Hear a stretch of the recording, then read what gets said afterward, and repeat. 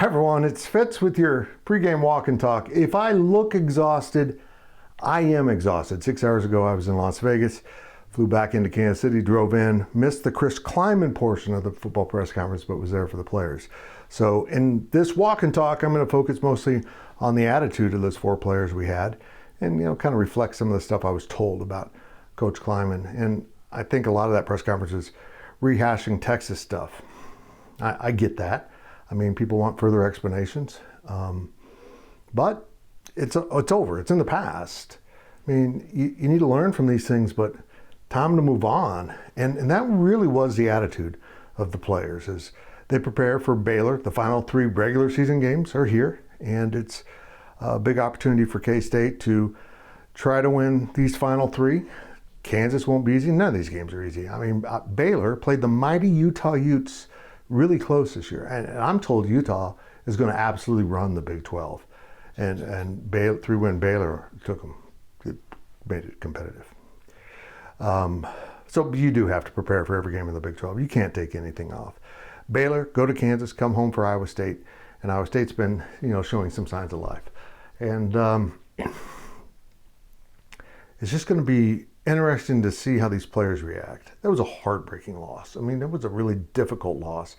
To come back and get themselves back in a position to be competitive and then in a position to win the game and not quite get it done, and then to be second guessed by everyone. That's going to be part of this talk.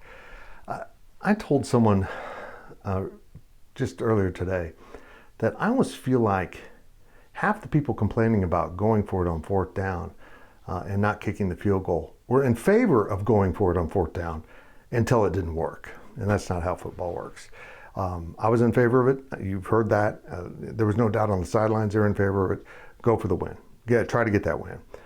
And now the players seem to be bouncing back. Will Howard was in really good spirits.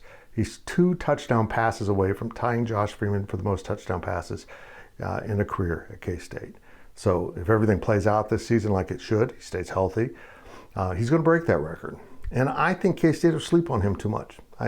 There was a lot of truth in what Ben Sinnott said after the game. It's a great bond between 2 close friends and 2 great football players, and Ben Sinnott really came to his defense. And I thought that was very interesting. This team's in good spirits. And to a man, they said, we got to control what we can control. And there's so much truth in that. And that's not just about football. That's about everything. We all worry about stuff we have no control over.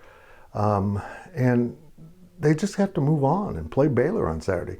Bounce back. Kobe Savage said it's going to be great to be home in front of that home crowd. And they don't leave the state of Kansas the rest of the regular season. So they have a real opportunity to kind of get in a groove here. As much as winning at Texas would have been an interesting test for this team, how you respond to that adversity is maybe even a more interesting test, a bigger test. Do you bounce back and take care of business, beat teams that you should beat, go play a really competitive KU team that's finding itself and assert your control of that series again because you've absolutely owned it the last I don't know how many years. Even if I did know that, I'm too tired to understand what it means. But it's a big game on Saturday, and not in a win-loss kind of way. I think they're going to win. I mean, the spread's 20 points. It's a lot. So that indicates, everyone thinks K-State's going to win, but by how much? How will they play? How do they respond to what happened on Saturday at Texas? It's all at stake. Now they failed a physical test, and I hate to say it that way, failing, but they lost the game. But now it's almost a mental test the rest of the way. Can they gather themselves and play? We'll have a lot of coverage of the Baylor game. Tomorrow's DD will be about basketball, I think, if I can remember my topic. That's where I'm at. And, it's an interesting time in K-State sports. We got 2 really promising programs. Throw in women's basketball and volleyball and a lot going on. And we'll be here to cover it. I wish this walk and talk had featured walking. I'm done walking, and more coherent sentences.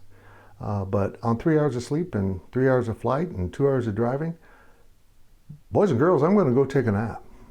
Stick around to our YouTube site. Make sure you're subscribing. And hit those thumbs up, leave those comments. Hang in there, Cat fans. It's all going to be okay.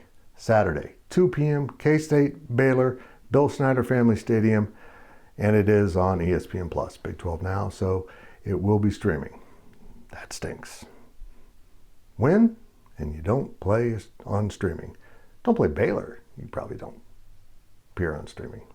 That's all I got to say. That's my Hawaii. This is where the DD started, right in this room. Thanks for watching.